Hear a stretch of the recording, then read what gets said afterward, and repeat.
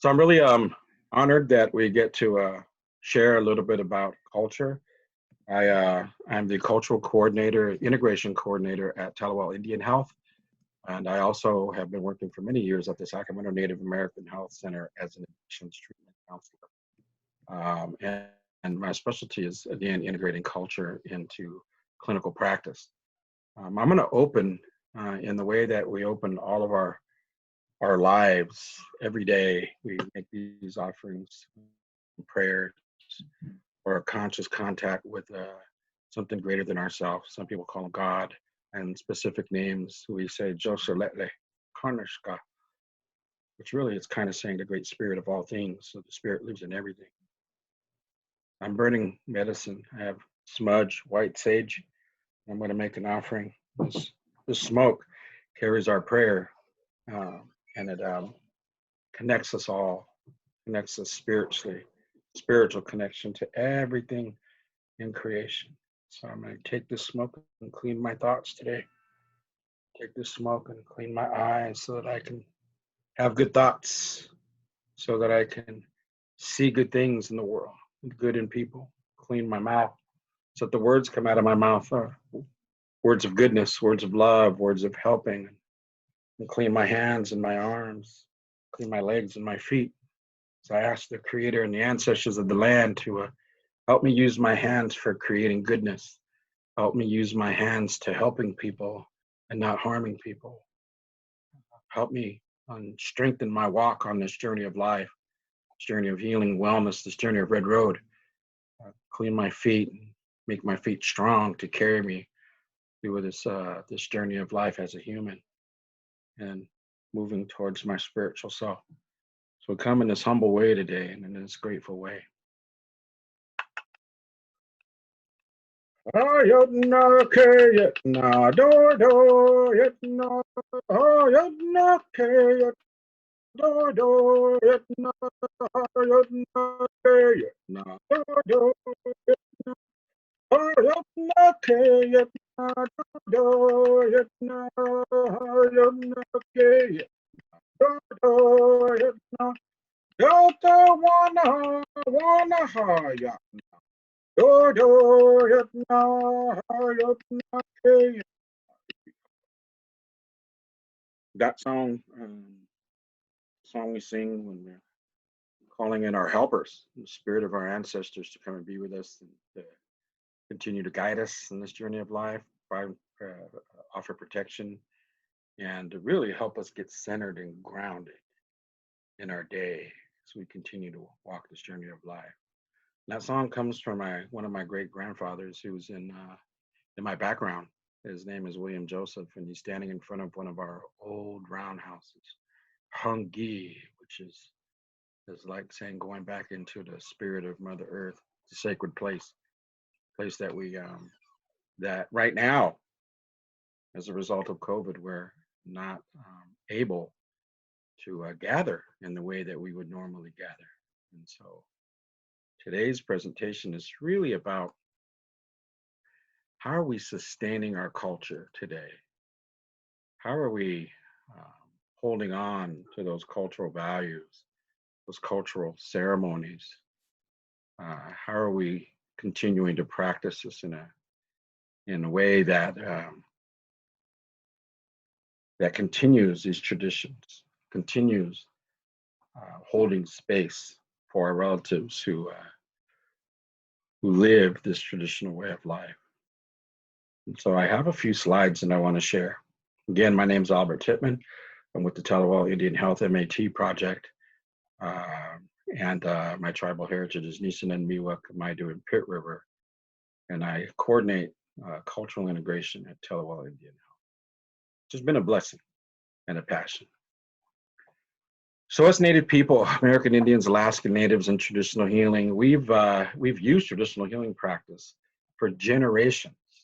Generations. I was on a Zoom presentation yesterday with youth from across the lands, and we talked about the origins of our people. And every tribe, unique in its own traditions, its own belief, languages, customs. Every tribe has a creation story. Every tribe understands its origin. and that origin being tied to the land, the origin being connected to those traditional and cultural practices. And so we've practiced our traditional healing ceremonies, and they continue to be used to promote cultural identity. Yesterday with the youth, we were promoting the importance of cultural identity, teaching history about who we are, where we've come from, the issues that we've had to face, historical trauma, and overall our customs and our traditions. And these practices today are utilized clinically to address the unique healthcare needs and treatment requests of our population. So integration is so important in today's in today's clinics, in today's clinical settings, and today's medicinal practices for Native communities. And engaging in traditional practices, they may help. Now, we're seeing, and there's studies that show that there's studies on drumming and smudging, burning medicine, that help in the treatment of substance use issues for Native people. Sustaining cultural practice during COVID and the pandemic. And so that's what this presentation is about today. It's about how are we doing that? And one of the things we know is that this isn't new for Native people. We've experienced trauma, historical trauma, and the combination of losses and traumatic events that are perpetrated upon an entire culture. And for Native people, some of these losses include the overall loss of culture or the impact it's had on our culture. And there are more than 600 tribes that exist, either federally recognized or state recognized, in the United States. And the majority of them are in Alaska. California has the second most tribes in the United States. And across the United States, more than half of the tribes that existed originally are extinct. And you think about that. You're talking about genocide and trauma. We've lost language. Many tribes are learning to restore and recover language, the connection to our lands, and people due to death, diseases, and war. And so when we think about COVID-19, we've been here before: smallpox, Spanish flu. Some of the elders talk about their experiences when they were children in Spanish flu, or the stories they heard about having to cope with smallpox. Our overall way of life, our religion, and the family structure. We won't go into too much of the boarding school era today, but we will talk about the importance of holding on to our culture. And we've been through this before. This isn't new for us. Historical perspective: 250 million indigenous people, and this depends on the anthropologist, but let's just say it was half of that number. After contact with Europeans, by 1920, 99% of the native population was wiped out here in the United States. Again, we've seen this before. Disease has killed a lot of our people. Smallpox blankets, we've seen that happen. Surviving an outbreak. So Dr. James Makokis from the Saddle Lake Cree Nation in central Alberta, Canada, he says that ceremonies that pose a risk need only be stopped until the spread of the coronavirus in Canada is contained. And I have been in communication with elders and other spiritual leaders here in California, and they all say the same thing. I was sitting with one of our relatives Saturday and having this discussion, and on his reservation, they've halted ceremony, and they've had ceremonies privately. He also asked Indigenous people to remember how our ancestors survived the smallpox and the Spanish flu outbreaks by social distancing. So we've been here before. So yes, social distancing, modify some of our ceremonies and cultural practices, or conduct them just with the family you live with, and also to what the health authorities are telling us, Makokis said. Pausing ceremonies and traditional practices. So as the number of people with novel coronavirus in the United States increases, Indigenous leaders, healers, and ceremony keepers are warning community members to temporarily halt ceremonies like sweat lodges.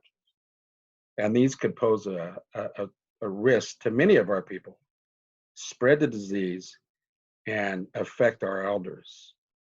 And what we've seen in our community here in Sacramento, just within the past month, we've lost a couple of elders to this pandemic. And a part of the reason why is folks weren't following really some really simple suggestions on how to prevent the spreading of this disease. Um, some of our old practices and how we gather need to change. Our crying or crossing ceremonies. Some of you know of them as funerals. They're so important. And we lost a couple relatives. And normally, our crying or crossing ceremonies for many tribes are day long, days long, or even a week long ceremony where family and community come together from the community that we live in, and then extended communities from other areas of the lands where people would come and pay respects, especially when we lose our elders. Our elders are very, very precious to us. They're language keepers, ceremony keepers. They have knowledge of how to survive the pandemic. And so recently we had our gatherings and we had to adjust them. We'll talk a little bit about that in a minute. In California, we have roundhouse ceremonies, we have bear dance, we have brush house, big times, and across the lands, many of our relatives had to adjust, adapt, or even cancel or postpone ceremonies. Sweat lodge ceremonies and sun dances. I know that I do attend sweat lodge ceremonies, and I have a lot of relatives that participate in Sundance. And the Sundance leaders came together months ago, and they sent mandates that those ceremonies are to be halted until further notice. And those ceremonies have to be adjusted. That doesn't mean they're not having certain ceremonies. They're just not having them in the way that they would normally have them. And so they've had to make those adjustments. Powwows. I know a number of powwows in our region and across the lands. One of the largest gathering of nations postponed till next year. And hopefully by this time next year, we'll be able to attend those social gatherings as well. Powwows are a huge part of Native life for many of our Native relatives, coming together around ceremonies, singing, dancing, drumming, eating, praying, and just having a good time. Vendors selling their goods or trading. That we're not able to have those ceremonies and or those gatherings and rodeos. I talked to some of my relatives, especially my relatives from Nevada, here close to us here in California, and they haven't been able to have the rodeos in the way that they would normally have their rodeos.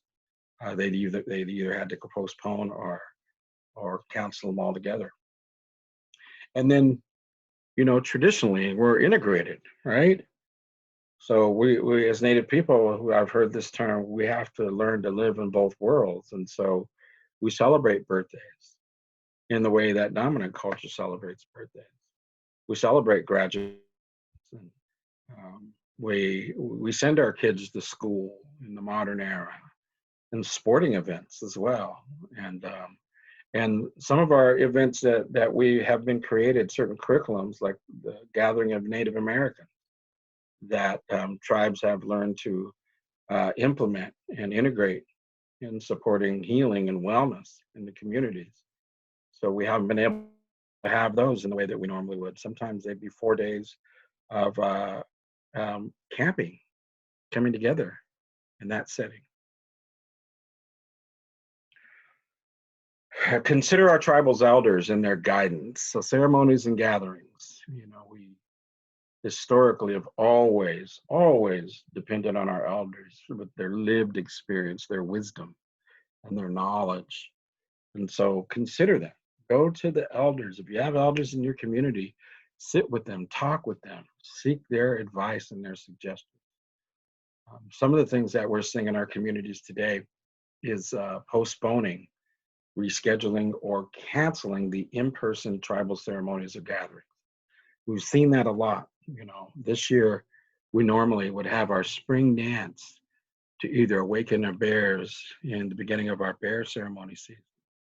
Our Shakehead ceremonies here in California, our family would normally meet and have our spring dance, which means we would come together as a family uh, made several families, and we would meet in the roundhouse. You see the roundhouse behind me, one similar to that, and we would bring food, and we would bring our children and our elders, and we would have a ceremony to mark the beginning of springtime and the beginning of renewal and this great coming together. And then we would then begin traveling around to different places to share that prayer, to socialize, to come together, and to help healing. Well, we've had to postpone that, and then that ceremony would have started in March, right when the pandemic hit, or at least when it became public notice. And so we decided the best thing for us to do was to not take the risk, and so we postponed and canceled our ceremony.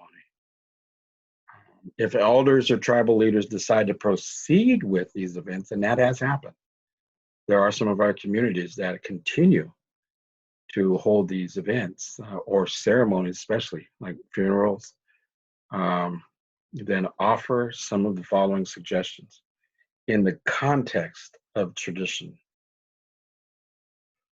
So adapting our ceremonies and traditional gatherings. So what I've learned, and I've read some articles from folks across the lands. I've called relatives. I'm a ceremony person myself, so I'm sharing some of what I have learned as well and how to adjust.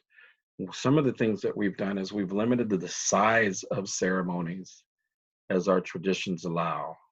And so, for example, we had a crossing ceremony, a funeral, and of course, we have to work with the dominant culture. Our relative crossed over in the hospital. We had to wait abnormally an extended period for the body to be released to the family because our relative, died of the coronavirus.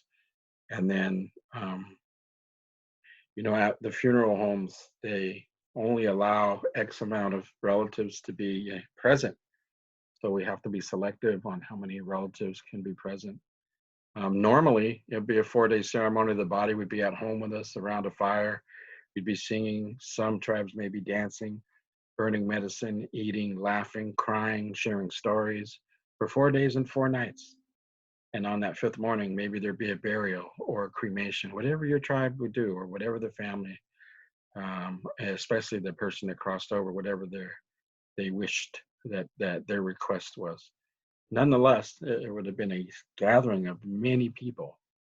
So what we did is it was a cremation, and we built a fire, and only the immediate family was allowed to participate in that gathering, which meant there was probably only around 9 or 10 people at that gathering, and the rest were on a virtual platform. And so it was a virtual ceremony, which was different. And there was no food shared at that event, at that gathering. And so we've had to learn to adapt and adjust. We are a resilient people. We have knowledge. We've been through this before. That's what resiliency means. We've experienced some trauma and we've survived, and we've learned to adapt. Our tribal gatherings and ceremonies are conducted virtually. For example, video conferencing, like we are now, Zoom platform. I offered a song, I burned some medicine virtually. And one of the things that I heard from one of my relatives, he said, Albert, when we invite the spirit of our ancestors, we burn that medicine, we send it virtually. Nothing can stop that. It permeates everything. It sends out into the spiritual realm that feeling of goodness, that feeling of peace and serenity. And so, telephone conferencing, we have been on telephones, our cell phones now. Most of us have them. And some of our elders even have learned how to navigate through a smartphone. I've had some elders on a video conferencing as well, but regardless of what platform it is. So utilizing technology to help us in making those connections, those relationships. Small in-person ceremonies and gatherings that take place outside or in large indoor spaces. And so I know that A couple of relatives here in California, they still had their roundhouse ceremony, but there was invite only, and that meant that very few people were allowed to attend. And my understanding is that they actually had masks there. They had a sanitizer available for relatives. They practiced social distancing. And if you've ever been to any of our gatherings, that's a lot of work and a lot of decision making. The elders and the traditional leaders and those who decided they still needed to have this gathering in our sacred places. They took some advice and suggestions, and so very different from how it would traditionally be. But so one of the relatives, he said, a long time ago, many of our roundhouses were really small, and they were small for a reason, is because there was a lot of healing and doctoring in those places. That people would get sick and they would be taken to some of our healers and into the roundhouses, and it would be a handful of people in the roundhouse. The majority of the others would have to stand outside and wait. And so he said, so fast forward, here we are again experiencing the cycle is repeating itself. And so going back and learning the 7 generation teachings, going back 7 generations to learn how we should be today and how we practice those things in our life so that the future generations, the next 7 generations will learn. They'll have this knowledge. It can be transmitted. The intergenerational healing can be transmitted to the next generation. And so following the 6 feet social distancing, mask wearing, providing hand washing stations and sanitizers. So, handing out little bottles of sanitizer. I've seen that at a social gathering. I've seen the hand washing stations. Like normally, we would see those at different gatherings at powwows. You'll see the portable hand washing stations. I've seen those, and I've heard folks using those as well. One of the things that's been really challenging for a lot of our people is the meal sharing. Because meal sharing is traditional practice, especially when someone comes to your home or your land. Food is love, right? Food is interconnection. Food is traditional practice. It's an offering. It shows that you really care and value your relatives when you feed them. And it's an old tradition. It's an original practice. And so now many of our relatives are, potlucking. We potluck. We bring our spirit and our food and we share it with our relatives. Here you go, relative.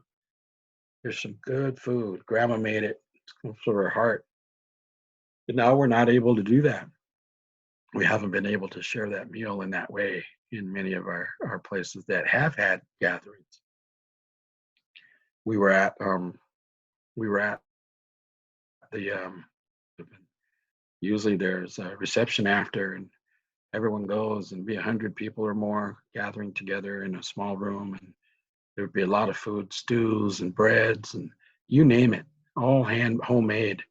And this time there was none of that. There wasn't even a gathering. It was a service, and we offered our songs and we sent our relatives home, and we went home and ate. Or prepackaged foods. And some people are kind of anti prepackaged foods for our gatherings, but I know that some relatives have offered the prepackaged meals that as a way to prevent spreading of any diseases. And so sharing the meals is huge traditional practice that many of us are missing. But we're learning to adjust and adapt. We're learning to adjust and adapt. So again, we've learned to adapt to holding our sacred spaces. We've learned to adapt to survival mechanisms. We've learned to adapt to these changing times in this pandemic. One of the things I want to share is some of my slides got cut off, so I'm going to just share this. Here at Tellawell Indian Health, we and the other clinic I work with and beyond, many of the clinics that we're working with, Katie Bell, Dr. Springer, at the Sacramento Native American Health Center, Britta Guerrero, the idea of cultural integration in clinical practice, especially as we're developing MAT uh, for indigenous communities. And one of the things I pride myself on is integrating Native American traditions, whether they're curriculum-based interventions or in our individual counseling sessions, utilizing our traditional medicines, whether it's smudging, praying, um, and offering those spiritual tools as gifts for centering and grounding and relapse prevention tools. We pride ourselves on that. And a couple of things that we offer here, one of them is the Spirit of Healing, which is a virtual Red Road meeting. So the Red Road approach is an old philosophy that teaches how to walk a good path in life using our traditional knowledge to help us maintain balance in our life in many ways, emotionally, mentally, physically, spiritually. And so prior to COVID, Talawal Indian Health was already providing that as a service to tribal communities across the lands, primarily Indian health centers and programs. And so currently we offer 3 meetings a week on Friday at 2 o'clock, on Sunday at 3 p.m., and today, 10 o'clock this morning, we provide Spirit of Healing, a virtual Red Road approach. And we utilize a couple of different curriculums, primarily the medicine wheel and the 12-step curriculum. And we're integrating also a new curriculum called Generation Red Road that is speaking to the next generation of healing and wellness using art and to find a path to healing. And so these platforms now we're utilizing in the face of the pandemic. And so of participants have increased tenfold actually since COVID. So our people are adapting to change. This isn't anything that's new. It's something that's been amongst our people for generations now. And so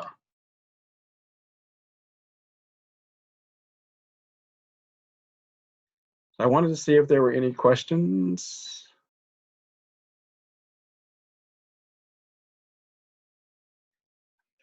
Some of the other things, there's another organization that I'm working with as well. It's called the Native Dads Network. And in the Native Dads Network, we historically have provided and shared space for our relatives that are walking a path of Red Road. And we would share this sacred space, maybe sit in a talking circle, we'd share a meal. But again, we haven't been able to do that. And so what we've done is we've opened up a virtual meeting. And this virtual meeting is actually, it's a Zoom meeting, but it's on Facebook Live.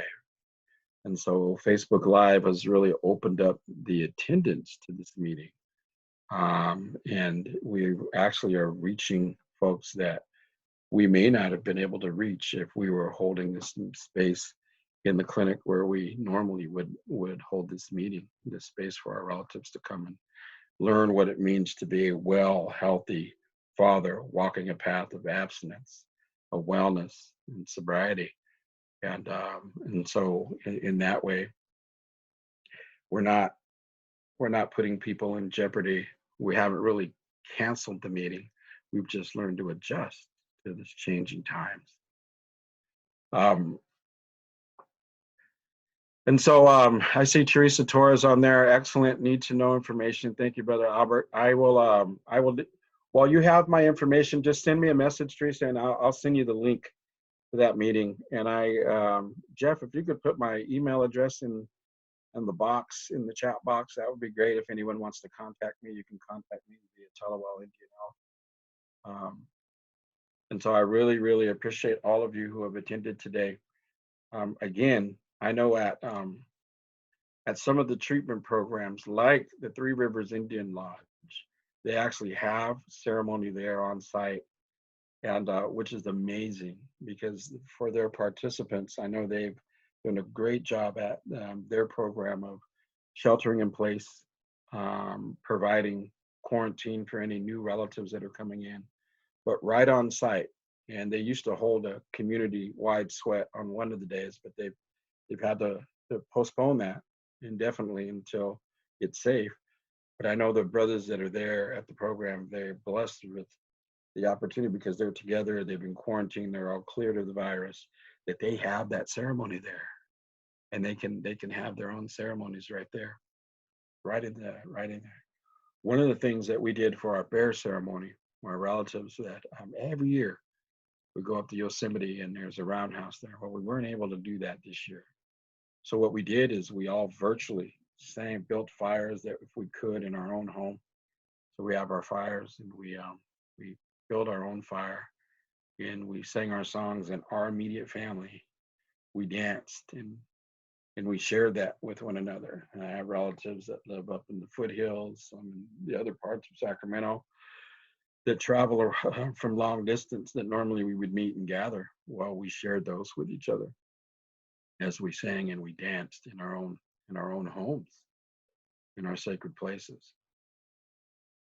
Another thing that some of our relatives, I have a relative that grows food. He has farms, Three Sisters Garden, and normally they would have relatives come out and get their vegetables, but they haven't been able to do that. So what we decided is that we were cleaning the vegetables, and he said, Albert, I'm going to drop vegetables off, and let's just deliver them to the elders. Let's clean them up and package them really nice. And we've been doing porch drop-offs to some of the elders in our community here in Sacramento.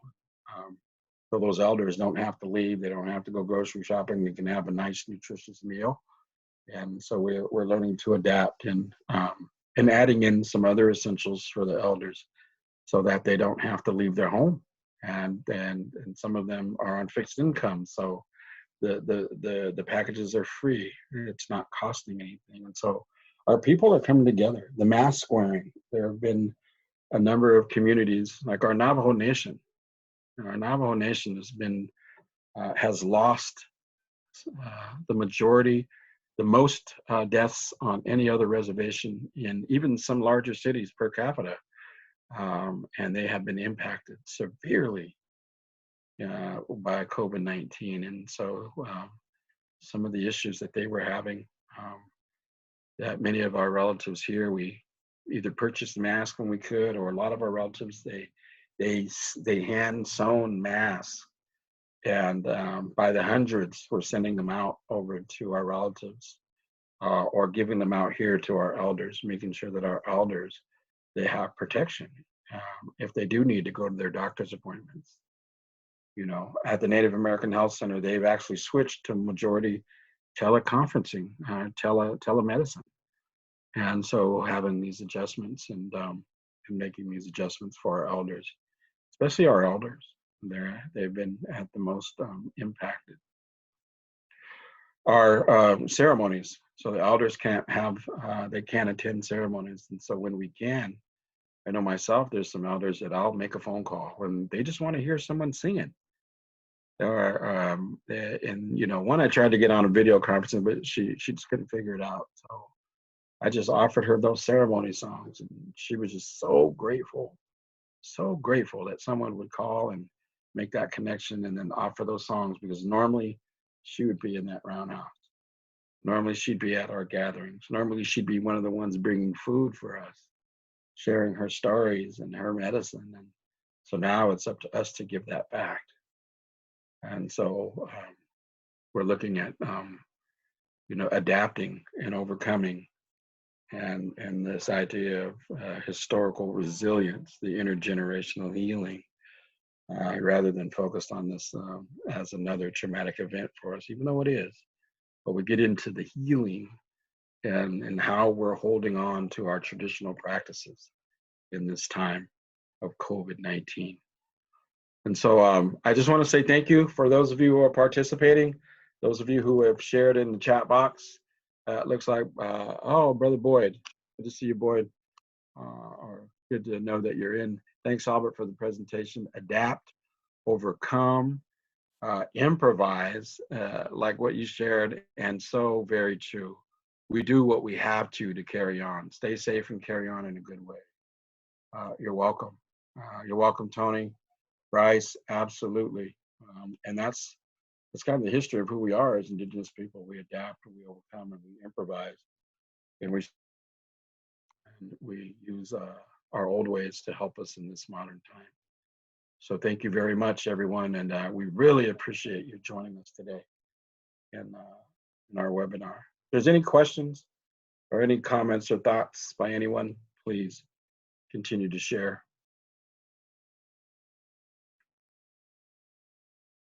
You're welcome, and you're welcome.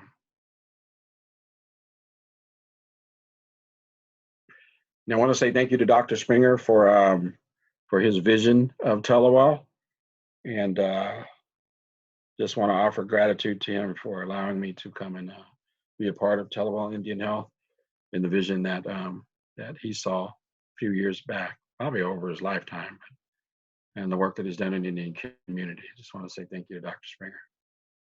And Katie Bell, if Katie Bell is out there, she's amazing. I love Katie. So thank you, everyone, and you have a great rest of your day. Beautiful rest of your day. Oh.